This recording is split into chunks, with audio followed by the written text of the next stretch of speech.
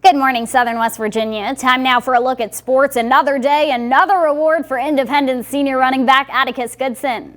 Goodson is the 2021 recipient of the Kennedy Award, named to the best high school football player in the Mountain State. Goodson is the 7th player from Southern West Virginia and the first since Bluefield Mookie Collier in 2017 to win the award. Goodson ran for more than 1,900 yards and 29 touchdowns this season. He was also an integral part in the Patriots reaching the Super Six for the first time in school history. Earlier this week, he won the Kurt Warner Award as the best running back in the state. He's also our first two-time WOAY Football Player of the Year. Speaking of Independence, Greenbrier West traveling to Coal City to face the Patriots. Patriots looking for their first win of the season. First quarter, Cavaliers with the ball. Pass meant for Braden McClung. It's intercepted by Michael McKinney. McKinney driving towards the hoop. He lays it in. Indy up early on in this one. Second quarter, Chase McClung on the right side. It's his turn for the layup with the twist. That gives West an 18-16 lead. Few plays later, McKinney finds an open Carter Adkins, who makes the reverse layup with ease. Patriots trail by 5 at this point.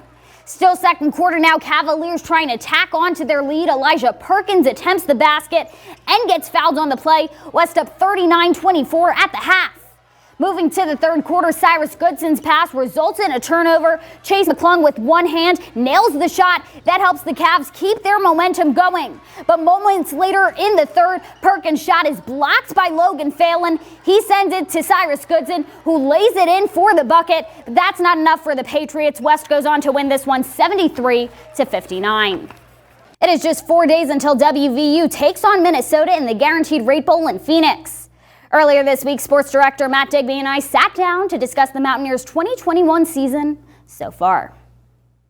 Hello, sports fans. I'm Matt Digby, joined by Samantha Casano. It is the time of year where we look back at the football season that was in 2021. And on this edition, we look at the West Virginia Mountaineers. The Mountaineers going 6-6 in the regular season. They are headed to a bowl game. But first and foremost, Sam, with the way COVID affected the 2020 season, the fact that 2021 was just a little bit closer to normal. Still a long way to go, but at least it was a little bit closer to normal. Absolutely. And the fact that they are heading to a bowl after this kind of up and down season really says a lot about this team and what they can build upon for next season and going forward for the program.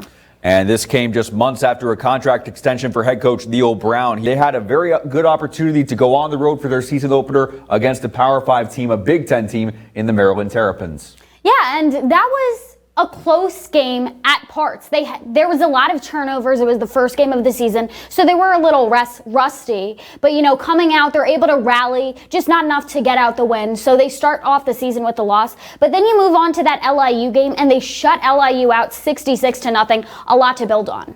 And that LIU game gave them good confidence going into their big home non-conference matchup with Virginia Tech, the renewal of a rivalry. A lot of very raw memories, one might say, from their 2017 meeting at FedEx Field a couple years ago. But the Mountaineers, they jumped out to a big lead early. They were able to hang on for a win, and that set them up for a very up and down Big 12 portion of the season. Yeah, you know, you head to that Oklahoma game next, and Oklahoma is one of the best programs in the country, and they're able to hang in for most of the game. They almost win that game. Oklahoma fans were chanting to bring in their freshman backup quarterback over Spencer Rattler, and yeah, the Mountaineers do lose that game, but you're going 2-2 on the season so far, but there are a lot of small victories on the season. There were a lot of small victories, but again, 2-2, that's followed by 2 straight losses, one to Texas Tech, a very close game, and then one at Baylor, the eventual Big 12 champion, not as close a game. So you're 2-4 going into the bye week. There was a lot trending potentially south at that point of the season, but they were able to get it back on track, win for their final 6 games to become bowl eligible. Yeah, and that's such a huge part of this because the record doesn't exactly indicate how this season went for the Mountaineers. There were a lot of